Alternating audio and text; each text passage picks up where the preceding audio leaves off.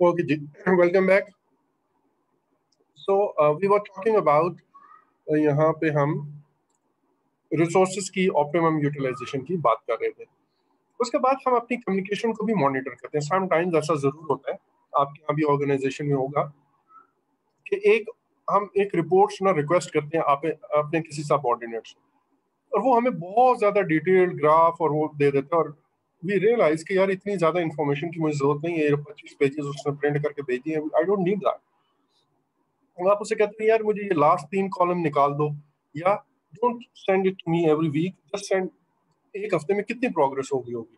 अगर 2 साल का प्रोजेक्ट हो, एक हफ्ते में तो कोई प्रोग्रेस नहीं होती, सेंड मी इट फोर्टनाइटली और मंथली में भी। तो इस तरह की जो चीजें हैं, आप अपनी या फिर आप उन कम्युनिकेशन को किसी जगह सीज करना पड़ता है, आप बंद कर दो, इसकी जरूरत नहीं है, या ऑल टुगेदर एक नई कम्युनिकेशन जनरेट करनी पड़ती है, वगैरह वगैरह।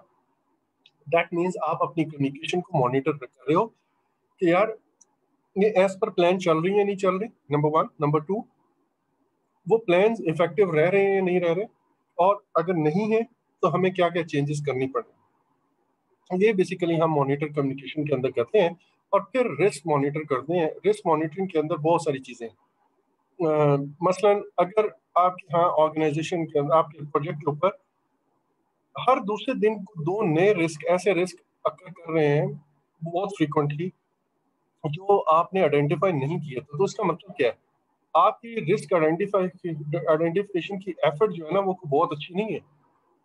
अदरवाइज अच्छी होती तो फिर आप इक्का दुक्का रिस्क तो ऐसे हो सकते थे जो आपने आइडेंटिफाई नहीं किया और वो कर करके, लेकिन आप ज्यादातर वही रिस्क अकर करते हैं जो आइडेंटिफाइड है।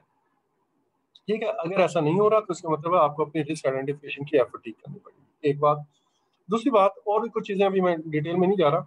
आपने जो प्लान बनाए थे, वो प्लान जब एग्जीक्यूट किए तो वो नाकाफी साबित हुए, वो इफेक्टिव नहीं रहे। तो भी बात मुझे समझ नहीं है कि फिर अगर एक अननोन बिल्कुल रिस्क जो आपने आइडेंटिफाई नहीं किया, तो उसके बारे में मैं क्या करूंगा? ज़ाहिर है उसको मैं छोड़ तो नहीं सकता।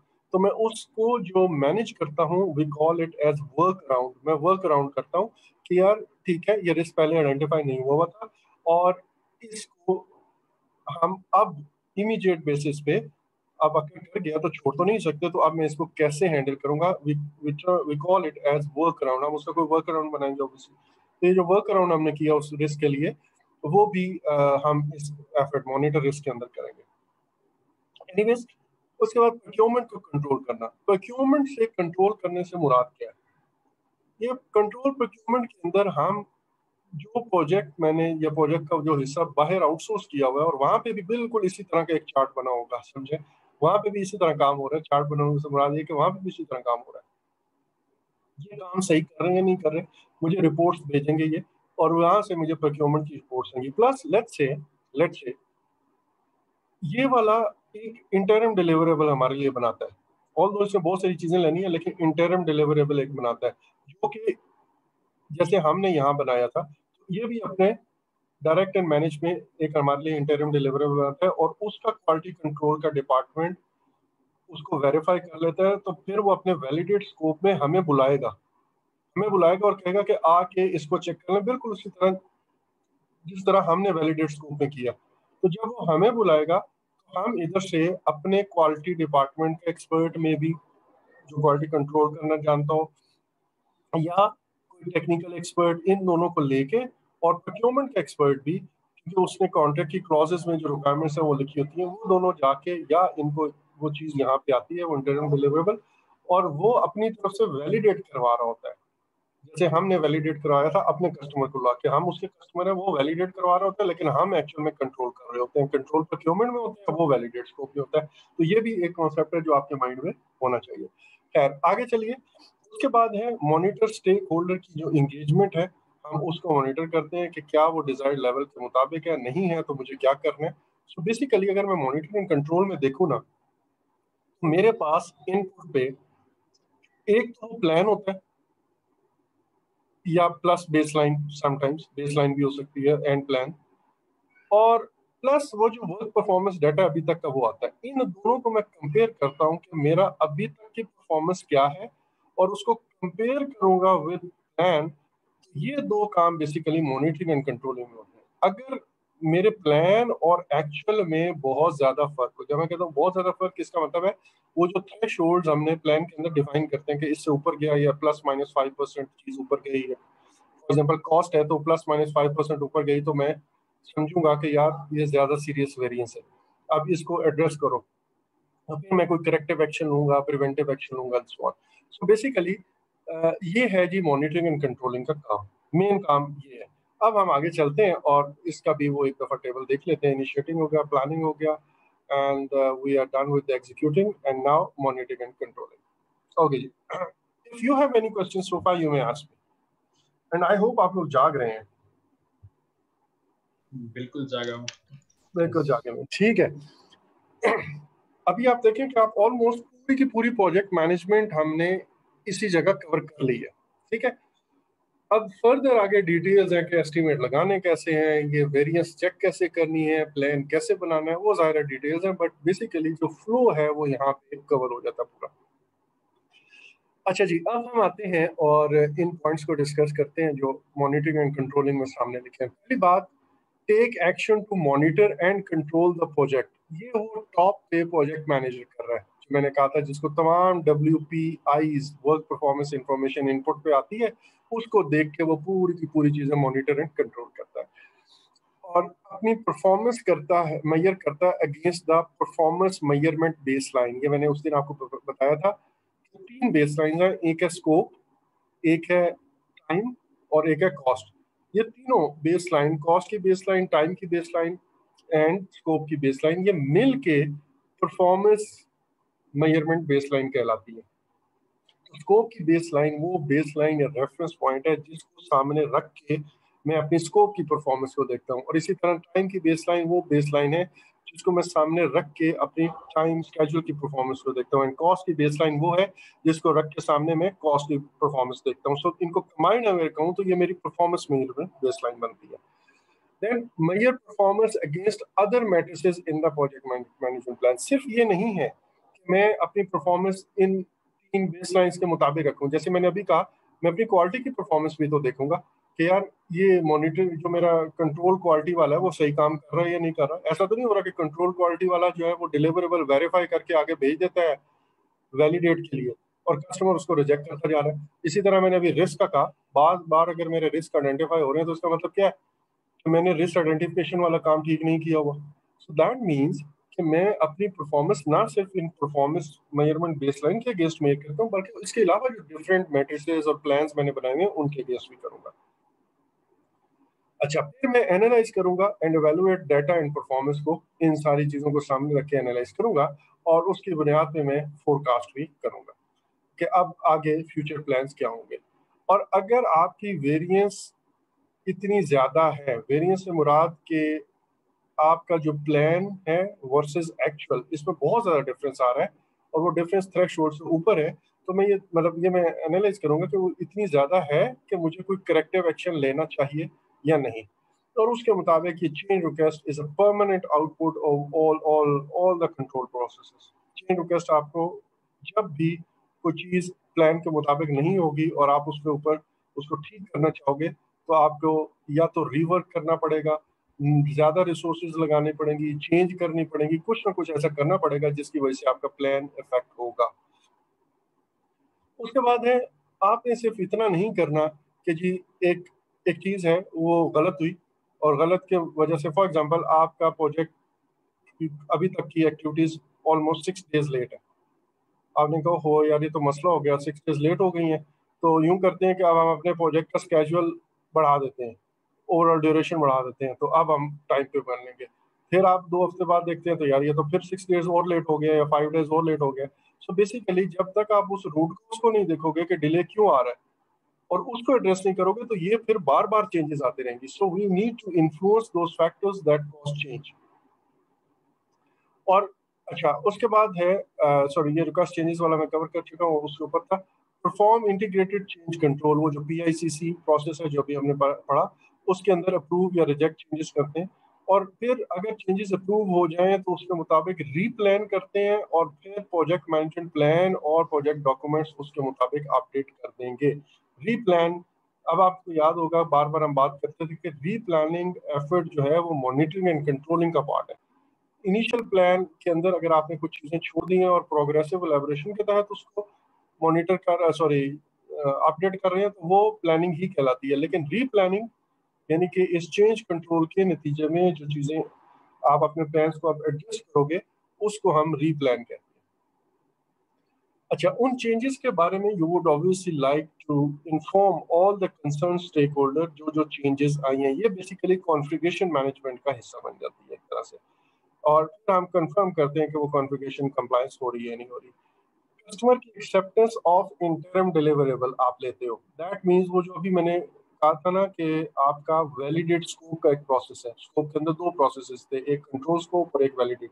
ये है वैलिडेट स्कोप जिसमें आप कस्टमर को बुला के जो इंटरम डिलीवरेबल जो आपके क्वालिटी डिपार्टमेंट ने क्यूसी ने पास कर दिए हैं उनको हम चेक करवाएंगे।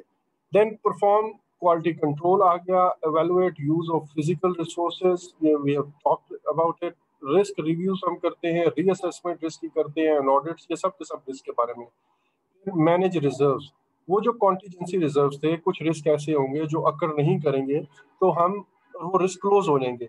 मैंने जैसे कहा मानसून वाला रिस्क वो खत्म हो गया, तो अब मेरे पास जो कॉन्टीजेंसी रिजर्व उसके अगेंस्ट मैंने रखा था, उन रिस्क को मैनेज करने के लिए मैं कुछ रिजर्व्स अपने पास रखता हूँ। मैं थोड़ी देर में इसके, बल्कि पहले मैं इसको ये एक्सप्लेन कर लूँ और फिर आगे चलते हैं।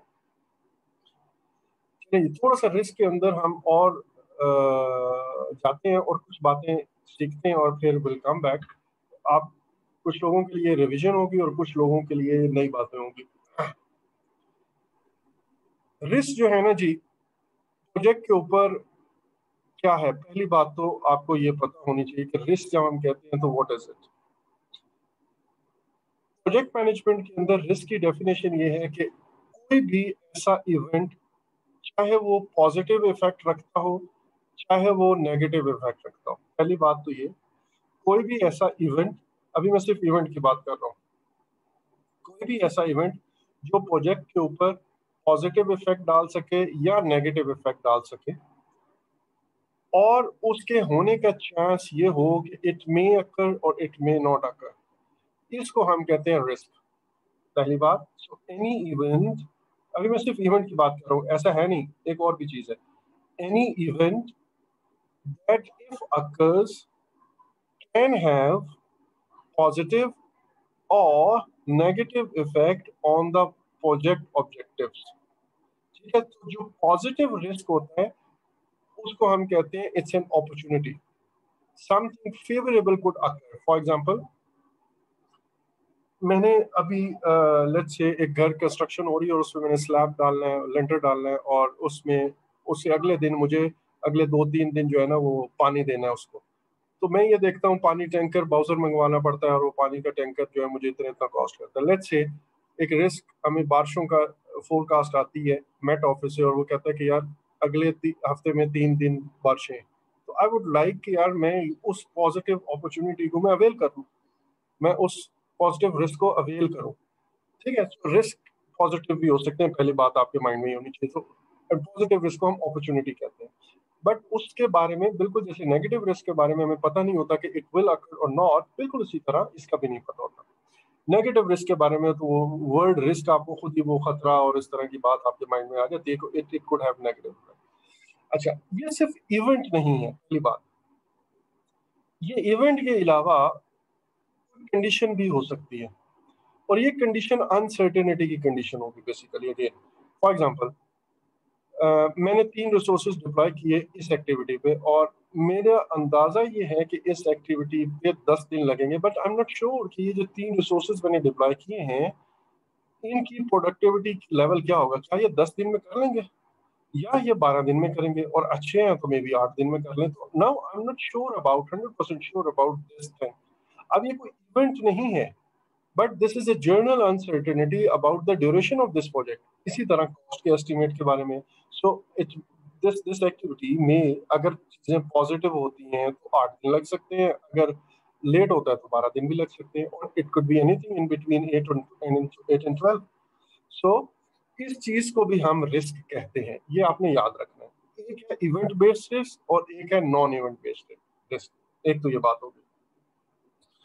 दूसरी बात, आप रिस्क के बारे में ये याद रखें कि यार रिस्क के दो नाम बड़े फेमस हम उनको कहते हैं। एक को हम कहते हैं अननोन अननोन्स, सॉरी ये अननोन लिखा हुआ है, अननोन्स, और दूसरा है नोन अननोन्स। ये दो रिस्क है, एक है अननोन अननोन और एक है नोन अननोन। अच्छा, अब ये जो नोन अननोन है ना, इसमें इनको हम आप कह सकते हो ये वो रिस्क है जो मैं आइडेंटिफाई कर लेता हूँ। ये वो रिस्क है, बारिश हो सकती है, ओके ये रिस्क आइडेंटिफाई हो गया। आपके माइंड में कोई आया सर ये हो सकता है, ओके जी ये रिस्क भी आइडेंटिफाई हो गया। किसी ने कहा कीमतें बढ़ सकती हैं, ओके जी ये रिस्क भी आइडेंटिफाई हो गया। किसी ने कहा बारिशें हो सकती हैं, ये रिस्क भी आइडेंटिफाई हो गया। वट सर, हमें लोग छोड़ के जा सकते हैं, कुछ की टीम प्लेयर्स छोड़ के जा सकते हैं, ओके जी ये भी रिस्क हो गया, वगैरह वगैरह।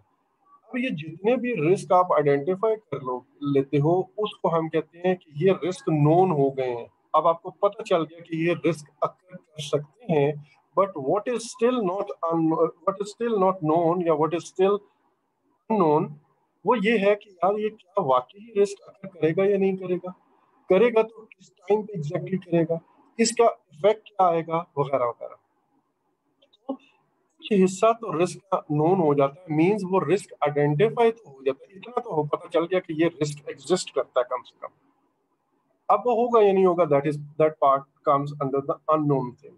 इन रिस्क के बारे में हम वो सारे रिस्क आइडेंटिफाई करके, मैंने आपको कल बताया था कि हम एनालिसिस करते हैं, प्लानिंग करते हैं।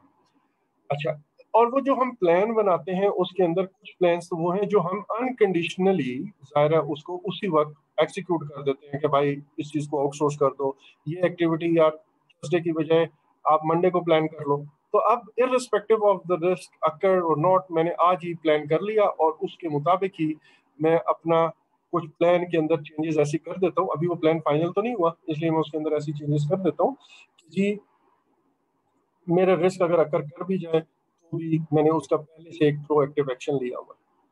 अच्छा, अब ये तो जो कुछ भी होगा, डिले होगा, कॉस्ट लगेगी, वट एवर, वो मेरे प्लान का हिस्सा, बेसलाइन का हिस्सा बन गया। लेकिन कुछ अनकंडीशनल रिस्क होंगे, सॉरी कुछ कंडीशनल रिस्क रिस्पॉन्स प्लान होंगे, कुछ कंडीशनल रिस्क रिस्पॉन्स प्लान होंगे जिनको हम ये कहेंगे कि यार अगर रिस्क अगर करेगा तो मैं ये प्लान एग्जीक्यूट करूंगा।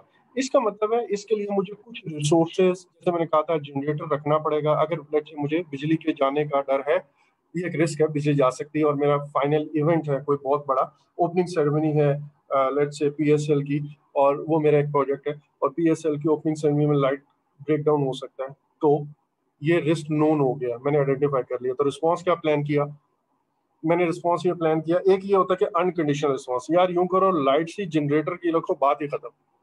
तो अब आपने वेट नहीं किया, अनकंडीशनल जनरेटर पे शिफ्ट चले गए। दूसरा ही हो सकता है कि यार नॉर्मल राइट से, और लेकिन अगर ट्रिप होता है तो बैकअप पे हमने कुछ जनरेटर्स रखने हैं। अब ये जो अगर रिस्क अकर करता है और जनरेटर्स के लिए मुझे कुछ रिसोर्सेज, कोई कमिटमेंट या रिसोर्सेज को चलाने वाला, उसके जनरेटर के अंदर जो फ्यूल डालना है, कुछ ना कुछ तो रखना पड़ेगा। ये जो मैंने कुछ ना कुछ रखा है, ये चाहे टाइम की शक्ल में कुछ मार्जिन रखा है कि यार 3 दिन मुझे एक्स्ट्रा रखने पड़ेंगे, ये ऐसे रेंडमली नहीं कह रहा, प्लान के मुताबिक रखा, डिक्लेयर्ड रखा है। ये जो मैंने रेंडमली सॉरी प्लान के मुताबिक, चाहे स्केड्यूल का मार्जिन रखा है, चाहे रिसोर्सेज एक्स्ट्रा रखी हैं, चाहे मार्जिन का वर्ड गलत है, चाहे मैंने स्केड्यूल एक्स्ट्रा रखा है, चाहे कॉस्ट एक्स्ट्रा रखी है, चाहे रिसोर्सेज रखी है, इनको मैं कहता हूँ ये मेरे कॉन्टीजेंसी रिजर्व हैं। अगर वो इवेंट रिस्क इवेंट अगर करता है तो ये रिजर्व्स मैं यूज कर लूंगा, और मेरा बजट के अंदर ही टाइम, सो मेरा जो बेसिकली बेस लाइन बनती है ना, उस बेस लाइन के अंदर ये रिजर्व शामिल होते हैं। अगर रिस्क अगर करते हैं तो वो बेस लाइन ज़्यादा 100% में कॉस्ट पूरी पूरे का पूरा पैसा यूज कर लूंगा, पूरा का पूरा टाइम मेरा लगेगा। लेकिन अगर वो बेस रिस्क अगर नहीं करते तो फिर जाहिर है मैं ये कहूंगा कि मेरा वो जो भी बेस लाइन थी उससे पहले मैं प्रोजेक्ट, अगर टाइम का रिजर्व है वो मेरा बच जाएगा, और इसी तरह कॉस्ट का रिजर्व है तो मैं बजट के अंदर रह के काम कर लूंगा। ये रिजर्व्स प्रोजेक्ट मैनेजर के पास होते हैं, इनको हम कॉन्टीजेंसी रिजर्व्स कहते हैं, ये आपने याद रखना है। ये प्रोजेक्ट मैनेजर की डिस्क्रिप्शन पे होता है। अच्छा, इसके अलावा कुछ चीजें हम मैनेजमेंट खुद अपने कंट्रोल में रखती है, ऊपर स्पॉन्सर रख लेगा या मैनेजमेंट रख लेगी। वो ये करता है कि अगर प्रोजेक्ट मैनेजर का प्लान फेल हो जाता है, ये कॉन्टीजेंसी रिजर्व्स काफी नहीं होते, या कुछ और रिस्क अकर कर जाते हैं जो आइडेंटिफाइड नहीं थे, और वो जो आइडेंटिफाइड नहीं थे उनको हम कहते हैं अननोन अननोन। अननोन, अननोन से मुराद है ना रिस्क आइडेंटिफाई हुआ है और ना उसका कोई ज़ाहिर प्लान, या ये भी नहीं पता हो सकता वो कब बनेगा, कब होगा, कब कितना इफेक्ट होगा। जैसे अगर मैं ये कहूँ कि कोरोना जब था जनवरी फरवरी तक या पिछले नवंबर दिसंबर तक, corona was an unknown, unknown thing. ठीक है, अब इसका मतलब ये भी हो सकता है कि वो चीज दुनिया में एग्जिस्ट करती है, वो रिस्क ऑलरेडी एग्जिस्ट करता है, लेकिन आपने आइडेंटिफाई नहीं किया। कुछ ऐसा, लेट्स से अर्थक्वेक का, आपने उसको ओवरलुक कर दिया, यार अर्थक्वेक हो सकता है। अगर आपने उसको ओवरलुक किया, even then that would be unknown, unknown, क्योंकि आपने आइडेंटिफाई नहीं किया। But the moment you will identify it, वो उसी वक्त नोन अननोन बन जाएगा। जैसे ही आपको वो आइडेंटिफाई होगा, वो नोन अननोन, क्योंकि आइडेंटिफाई कर लिया तो इसका मतलब रिस्क तो नोन हो गया ये। अच्छा, इसीलिए मैं अगर आपसे ये कहूँ ना कि give me an example of unknown, unknown risk, तो आप नहीं दे सकोगे, क्योंकि the moment you would say sir ये रिस्क हो सकता है and it is unknown, unknown, तो मैं कहूँगा ये तो आप आइडेंटिफाई हो गया, it has become known unknown. ठीक है, सो अननोन, अननोन वो रिस्क होगा जो आपने सोचा ही नहीं था कभी भी उसके बारे में, और वो रिस्क आ गया। अब अगर ऐसे रिस्क अकर करते हैं तो उसके लिए हम मैनेजमेंट रिजर्व रखते हैं, कुछ पैसा मैनेजमेंट, कुछ टाइम या पैसा एक्स्ट्रा रखती है, सो दैट अगर बातें, ये नोन अननोन्स बाहर, इन प्लान से बाहर बातें चली जाती हैं, या कुछ ऐसे रिस्क अननोन, अननोन अकर कर जाते हैं जो कि इस अलॉटेड बजट से, इस अलॉटेड टाइम के अंदर पूरे नहीं हो सकते, तो फिर मैनेजमेंट अपने पास से कुछ एक्स्ट्रा पैसा या एक्स्ट्रा टाइम या वो मार्जिन जो उन्होंने रखे हुए थे, जिनको मैं मैनेजमेंट रिजर्व का नाम कह रहा हूँ, वो यूज कर लेगा। अब अगर वो रिस्क अकर करते हैं तो ये मैनेजमेंट रिजर्व अननोन, अननोन अकर करेंगे तो मैनेजमेंट रिजर्व यूज होंगे, वरना ये एज इट इज वापस चले जाएंगे। और इसी तरह जो प्रोजेक्ट मैनेजर को कॉन्टीजेंसी रिजर्व दिए हुए हैं, वो भी अगर रिस्क अकर करेंगे तो वो यूज होंगे, अदरवाइज वो रिजर्व्स वापस चले जाएंगे। ये जो मैंने बातें रिजर्व से की कि यूज हो रहे हैं नहीं हो रहे, बाकी कितना रह गया, रिस्क कितने रहते हैं, रिजर्व्स कितने पड़े हुए, वगैरह वगैरह, इनको हम कह रहे हैं कि हम उन रिजर्व्स को मैनेज कर रहे हैं, चाहे वो कॉन्टीजेंसी रिजर्व हो, चाहे वो मैनेजमेंट रिजर्व हो। उसके बाद है we will manage, evaluate and control procurement. Procurement के बारे में हमने बात कर ली, और फिर इसी तरह स्टेक होल्डर की एंगेजमेंट को भी I would like to monitor. With this we have concluded the monitoring and controlling process group, और अब हमारा लास्ट प्रोसेस ग्रुप है, और उस लास्ट प्रोसेस ग्रुप के अंदर क्लोजिंग के अंदर सिर्फ एक ही प्रोसेस है, और वो प्रोसेस क्या है? क्लोजिंग के अंदर सिर्फ, अगर आपको याद हो उस टेबल के ऊपर मैं अगर वापस जाऊं, तो उस टेबल को आपने जेन में रखना है। एक प्रोसेस ग्रुप है जिसको हम क्लोज प्रोजेक्ट फेज कहते हैं, और जबकि आपका एग्जाम के पांच, ये इन पांचों प्रोसेस ग्रुप का अलग रिजल्ट आता है। पीएमपी एग्जाम का इनिशिएटिंग का अलग रिजल्ट आएगा, प्लानिंग का अलग आएगा, एग्जीक्यूटिंग का अलग आएगा, मॉनिटरिंग एंड कंट्रोलिंग का अलग, और क्लोजिंग का अलग। और मैंने आपको कहा था कि इन पांच में से आप या तो, ये हमारा था बिलो नीड इम्प्रूवमेंट वाला बैंड, ये था मेरा बिलो टारगेट वाला, ये था मेरा ऑन टारगेट, और ये था मेरा अबव टारगेट। और मैंने कहा था कि या तो पांचों में आप ऑन टारगेट ले लें तो आप पास हैं, या आप चार में अबव टारगेट ले लें, एक में बिलो टारगेट भी आ गया, या you know need improvement, even then आपका पीएमपी एग्जाम क्वालिफाई हो जाएगा। ठीक है, तो आप देखें कि वो कौन से मेरे पास प्रोसेस ग्रुप्स हैं जो मेरे लिए, जिनमें अबव टारगेट करना आसान है। लाइक इनिशिएटिंग के अंदर सिर्फ दो प्रोसेसेस पे अगर मैं अपना वो ग्रिप कर लूं तो मेरा इसमें कंफर्म अबव टारगेट आ सकता है। और इधर सिर्फ एक प्रोसेस है, क्लोजिंग के अंदर सिर्फ एक है, कि या तो मैं प्रोजेक्ट को क्लोज कर रहा हूँ या एक फेज को क्लोज कर रहा हूँ। ठीक है, ये एक प्रोसेस है, और कोई प्रोसेस कहीं भी नहीं। सो दैट मीन्स अगर मैं इसको भी एक ग्रिप में ले आता हूँ, तो मेरे दो में अबव टारगेट कंफर्म हो जाएगा, फिर मैं इनमें से तीन में से कोई एक दो और देख लूंगा। ठीक है, so this is the easiest, in a way this is the easiest thing to do। so हम इसके बारे में बात करते हैं, लेकिन यहाँ पे मैं आपको, अब वो क्लोज, दो चीजें हैं, या तो मैं प्रोजेक्ट को ही क्लोज कर रहा हूँ या मैं फेज को क्लोज कर रहा हूँ। ये जो प्रोजेक्ट को क्लोज करना है और फेज को क्लोज करना है, इसका डिफरेंस क्या है? मैंने आपको कहा एक प्रोजेक्ट, ये मैं पहले एक्सप्लेन कर चुका हूँ, बट फिर एक दफा क्विकली बता देता हूँ। मैंने एक प्रोजेक्ट इनिशिएट किया, और इनिशिएटिंग में आया, मैंने उसका चार्टर लिखा, और उस चार्टर के अंदर मैंने कहा कि मेरा प्रोजेक्ट, आपको याद है कि एक हमने स्टेप पढ़ा हुआ कि कितने फेजेस में होगा, चार्टर के अंदर या प्लान के अंदर मैंने डिसाइड कर लिया कि ये इतने फेजेस में होगा। अब इसमें जो पहला फेज एग्जीक्यूटिंग में जब ये जाएगा, मैंने प्लान बना लिया कि इतने इतने फेजेस में होगा, ये फेज तब खत्म होगा, ये कब स्टार्ट होगा वगैरह वगैरह, ये सारा प्लान बन गया है। अब जब ये एग्जीक्यूटिंग में जाएगा तो मेरा यहाँ पे पहला फेज शुरू होगा। अब ये जो फर्स्ट फेज होगा इसके लिए मैं अलग से एक चार्टर इशू करूंगा और फिर मैं इन्हीं चीजों पे पूरा ये जो जैसे मैं कह रहा हूँ ये सारे स्टेप्स करूंगा। इसका अलग से इनिशिएट हुआ, इसका अलग से प्लान बना वगैरह वगैरह, ये एग्जीक्यूट हुआ, मॉनिटर एंड कंट्रोल हुआ और ये फेज यहाँ पे खत्म हुआ। अच्छा, अब इस प्रोजेक्ट के दौरान, इस फेज के दौरान, सॉरी, इस फेज के दौरान जितने भी डिलीवरेबल्स इंटरम बनेंगे वो यहाँ पे क्वालिटी कंट्रोल वाला चेक करेगा और यहाँ पे स्पॉन्सर या कोई भी आके इसको देखता रहेगा, कस्टमर आकर देखेगा। अब अल्टीमेटली जब आप क्लोज प्रोजेक्ट इस फेज में, ये आपके फेज है, क्लोज हो रहा है phase, but this phase is actually treated as a small project. ठीक है, फेज कहने को तो वो फेज है, बट एक्चुअली देखा जाए, प्रैक्टिकली देखा जाए तो इट्स अ कंप्लीट प्रोजेक्ट जिसको हम इनिशिएट भी कर रहे हैं, जिसको हम प्लान भी कर रहे हैं, जिसको एग्जीक्यूट भी कर रहे हैं, बिल्कुल एक प्रोजेक्ट की तरह ट्रीट कर रहे हैं। और इसके जो छोटे छोटे डिलीवरेबल्स हैं वो भी कर रहे हैं। और फिर इसका जो फाइनल, जब ये फेज क्लोज होगा, ये फेज क्लोज होगा, ये सारे इंटरनल डिलीवरेबल कंबाइन होके एक डिलीवरेबल बनाएंगे। अब ये इस फेज का रिजल्ट आया या डिलीवरेबल आया। लेकिन ये जो मैंने प्रोजेक्ट बड़ा इनिशिएट किया था जिसमें 3 फेजेस ने होना है, उसके लिए ये एक इंटरम डिलीवरेबल की ही हैसियत रखता है जो यहाँ पे वैलिडेट स्कोप है। अब इसके बाद दूसरा फेज शुरू होगा और उसके लिए मैं एक अलग से चार्टर इशू करूंगा और ये भी बिल्कुल उसी तरह अलग से प्लान होगा और एग्जीक्यूट होगा और फिर इसका भी एक डिलीवरेबल, छोटे छोटे डिलीवरेबल यहाँ पे बनेंगे जो इस फेज के इंटरम डिलीवरेबल है। और यहाँ पे इस फेज का जो फाइनल डिलीवरेबल आएगा वो ओवरऑल जो मेरा प्रोजेक्ट है उसके अंदर it is just an interim deliverable.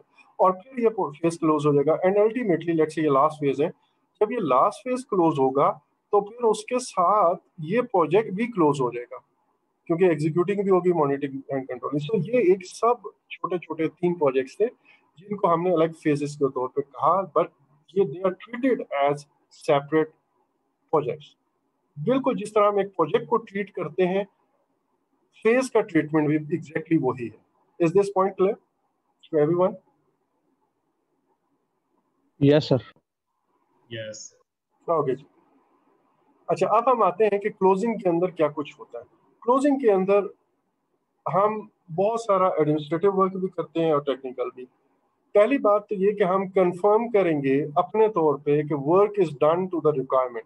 वो जो बेशुमार रिक्वायरमेंट्स बनाई गई थी या हमें दी गई थी, उन सारी रिक्वायरमेंट्स को मैं चेक करूंगा। अच्छा, ये भी हो गया, पैकिंग हो गई है, ओके फाइन। उन्होंने कहा था स्पेशली कि यार ये फिनिशिंग फलां चीज करनी है, ये हो गई है, कील लग गई है, टैग लग गया, वट एवर, ठीक है। वो सारे के सारे रिक्वायरमेंट्स मैंने चेक की। इवन मुझे पीएमओ ने कहा हुआ था कि भाई अपने रिकॉर्ड्स पूरे रखने हैं, वो रिकॉर्ड बन गए नहीं बन गए वगैरह वगैरह। मुझे उस प्रोजेक्ट के बारे में पूरी की पूरी रिक्वायरमेंट्स, चाहे वो प्रोजेक्ट की रिक्वायरमेंट है यानी कि जो प्रोजेक्ट मैनेजमेंट से रिलेटेड है, चाहे वो जो प्रोडक्ट की रिक्वायरमेंट है, वो सारी की सारी मीट हुई है नहीं। उसके बाद कंप्लीट फाइनल प्रोक्योरमेंट क्लोजर। अब होगा ये कि आपके प्रोजेक्ट के ऊपर जैसे मैंने कहा, बार बार कहीं मटेरियल आ रहा है, कहीं एक्सपर्ट आ रहे हैं, कहीं कंसल्टेंट आ रहा है वगैरह वगैरह, और ये सारे के सारे बाहर से आ रहे हैं। दैट मीन्स ये प्रोक्योरमेंट की चीज़ है। और जिस चीज़ का जो जो काम खत्म होता जा रहा है, मैं उस प्रोक्योरमेंट को साथ के साथ उसकी इनवाइसेस, उसके लेसन लर्न, उसका फीडबैक वगैरह वगैरह लेके और चीज़ें क्लोज करता जा रहा हूँ। अब मेरे पास सारी की सारी प्रोक्योरमेंट जो है वो क्लोज होगी। इसका मतलब ये है कि अगर मेरी कोई एक भी प्रोक्योरमेंट में पेमेंट का इशू फंसा हुआ है, प्रोडक्ट का इशू फंसा हुआ है वगैरह वगैरह, कोई भी कॉन्फ्लिक्ट आया हुआ है, तो मेरी ये काम नहीं हो सकता और इसकी वजह से मेरा प्रोजेक्ट क्लोज आउट नहीं हो सकता। सिर्फ एक प्रोक्योरमेंट के अंदर किसी वेंडर ने मेरे साथ कोई चीज फंसी हुई है मेरी, उसके साथ उसकी पेमेंट मैं रिलीज नहीं कर रहा, उसके डॉक्यूमेंट्स मुझे नहीं मिल रहे हैं, कोई इनवॉइसेस नहीं मिल रही हैं एंड सो। अच्छा, gain final acceptance of the product. अब ये कस्टमर या स्पॉन्सर जिसको भी मैंने हैंड ओवर करना है प्रोजेक्ट, उससे मैं फाइनल एक्सेप्टेंस दूंगा। इससे पहले जो वैलिडेट स्कोप में हम एक्सेप्टेंस ले रहे थे वो इंटरम डिलीवरेबल की थी। कंप्लीट फाइनेंशियल क्लोजर, अकाउंट्स वगैरह अपने सारे वो क्लोज आउट करने हैं आपने। फिर हैंड ऑफ कंप्लीटेड प्रोडक्ट, अगर उसमें आपके प्रोजेक्ट के अंदर ये शामिल है कि आपने पोर्ट डिलीवरी साइट पे भेजना है या सिर्फ पोर्ट तक शिपमेंट भेजनी है वगैरह वगैरह, तो उस केस में आप जैसा भी आपकी जो एग्रीमेंट हुआ है उसके मुताबिक हैंड ऑफ करोगे प्रोडक्ट को टू द कस्टमर और टू द स्पॉन्सर। फिर आप उस कस्टमर से फीडबैक भी लोगे about the project. This is very important and we generally miss this point.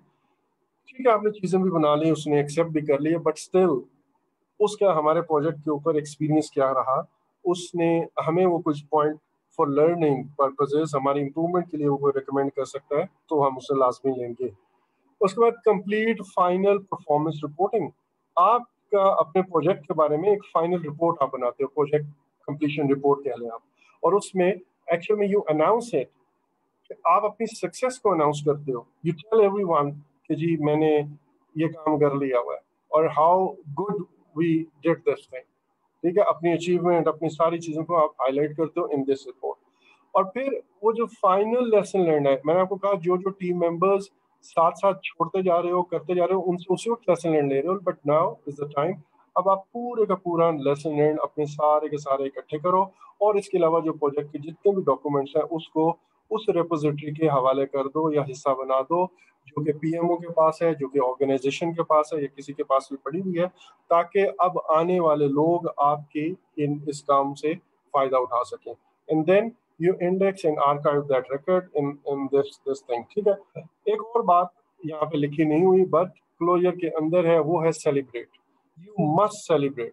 ये जो सेलिब्रेशन वाली पार्टी है, इसके बगैर गुजारा नहीं है। लाजमी सेलिब्रेट करें, और इंशाल्लाह जब आपका पीएमपी एग्जाम हो जाएगा, आप इस प्रोजेक्ट का भी सक्सेसफुल कंप्लीशन को सेलिब्रेट जरूर कीजिएगा। और दरमियान में माइलस्टोन सेलिब्रेशन जरूर होंगे जब हम मेजर चीजें अपनी कुछ कवर कर लेंगे। I would try to hold a small get together, बस इकट्ठे कहीं मिलते हैं आप लोग ऑफिस के बाहर, बस चाय के कप पे बैठ जाएंगे कहीं, if टाइम परमिट्स, तो हम किसी दिन ये भी एक छोटी एक तो फेस टू फेस मीटिंग भी हो जाएगी, गपशप भी लग जाएगी, ठीक है, थोड़ा फ्रेश भी हो जाएंगे। और so that was all about the जो जितने भी मेरे प्रोसेस ग्रुप्स थे वो मैंने आपको सारे कवर करा दिए हैं। कल से हम इंशाल्लाह मूव करेंगे अपने पहला इंटीग्रेशन वाला जो नॉलेज एरिया, उस पे हम आएंगे। Now you have got overall picture, but again as I have been requesting, मैं फिर एक दफा आप लोगों को ये बार बार कहता रहूंगा, ये मेरी ड्यूटी है, ठीक है, please don't mind this thing.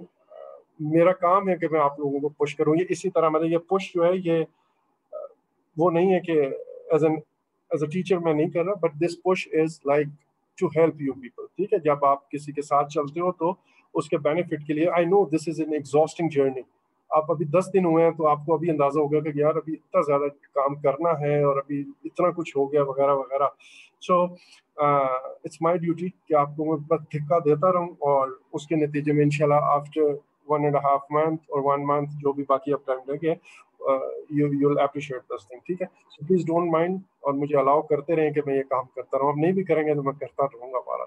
so, अब अभी तक आपने जितना पढ़ा है उसको जरूर एक दफा देखिएगा, वो एक्सरसाइज जो मैंने की है वो जरूर कीजिएगा। समझना है, रट्टा नहीं लगाना। और बस मैं आज का लेक्चर यहीं पे कंक्लूड करता हूँ। इंशाल्लाह कल जो है हम फिर मिलेंगे, और कल हम पहला इंटीग्रेशन वाला नॉलेज एरिया करेंगे, बट उसके पहले 30 मिनट्स में मैं चाहूंगा कि आप लोगों को कोई क्वेश्चन हैं वो ले लूं, या आप लोगों को कोई जनरल ओवरव्यू देना तो वो दे दूं। अभी आपके कोई क्वेश्चन है तो यू मे आस्क मी। और आप लोगों ने क्वेश्चन ना पूछा तो मैंने पूछना शुरू कर देना। जी बोलें। ओके जी, नो क्वेश्चन, दैट मींस, है ना। Thank you very much, see you tomorrow इंशाल्लाह। कोई क्वेश्चन नहीं है। Thank you sir.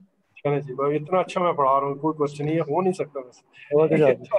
ओके, नहीं, हम आज दोबारा पढ़ेंगे और कल इंशाल्लाह क्वेश्चंस होंगे तो definitely let you know. Thank you so much, I appreciate that. अल्लाह हाफिज़। थैंक यू जाज़ भाई, अल्लाह हाफिज़।